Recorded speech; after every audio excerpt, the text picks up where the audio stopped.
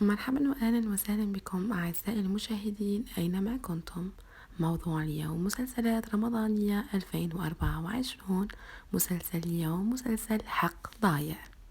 مسلسل اليوم درامي اجتماعي رمضاني. انطلق تصوير المسلسل في شهر ديسمبر بمدينة وهران الباهية، من بطولة المخرج والممثل الشاب الموهوب الكوميدي والدرامي محمد خزاني، وتشاركه في دور البطولة الممثلة الشابة وهذا أول عمل لها درامي، وهي الممثلة نريمان قمري.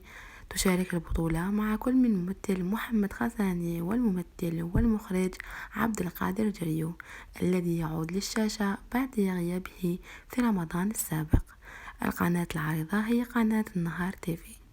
أتمنى أن الفيديو نال إعجابكم. ما بقى لي غير نقولكم تهلاو في روحكم. نتلاقاو في فيديو جديدة ومعلومة جديدة إن شاء الله. ما تنساوش تابوني ولا باج وتخلوا لي رايكم في لي كومونتير.